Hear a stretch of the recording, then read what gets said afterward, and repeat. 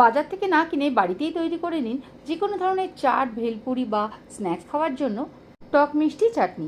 এটা বানানোর জন্য প্রথমেই একটা পাত্রে কয়েকটা খেজুর নিয়ে সিডসগুলো ছাড়িয়ে ভিজিয়ে রাখুন 2 থেকে 3 ঘন্টার জন্য।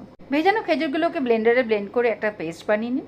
এরপর একটা কড়াইতে মধ্যে সামান্য একটু সর্ষের তেল নিয়ে একটু মেথি ফোড়ন দিন।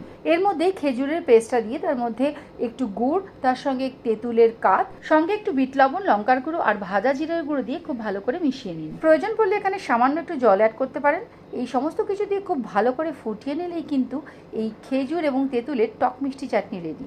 এটা বানিয়ে নিয়ে আপনারা কিন্তু নর্মাল টেম্পারেচারে 4 থেকে 5 দিন এবং ফ্রিজে প্রায় 1 মাস পর্যন্ত স্টোর করে রাখতে পারেন। যে কোনো রকমের চাট, ভেলপুরি বা দই বড়ায় যে লাল চাটনি ইউজ করা হয় সেটা কিন্তু এই প্রসেসেই তৈরি করা হয়। আর চাটনি হিসেবে খেতে চাইলে এর কনসিস্টেন্সি আরেকটু লিকুইড রাখলে আপনারা শেষ পাতে কিন্তু দারুণ এনজয় করতে পারবেন। কি তাহলে বাড়িতে ট্রাই করছেন তো খেজুর এবং তেঁতুলের টক মিষ্টি চাটনি?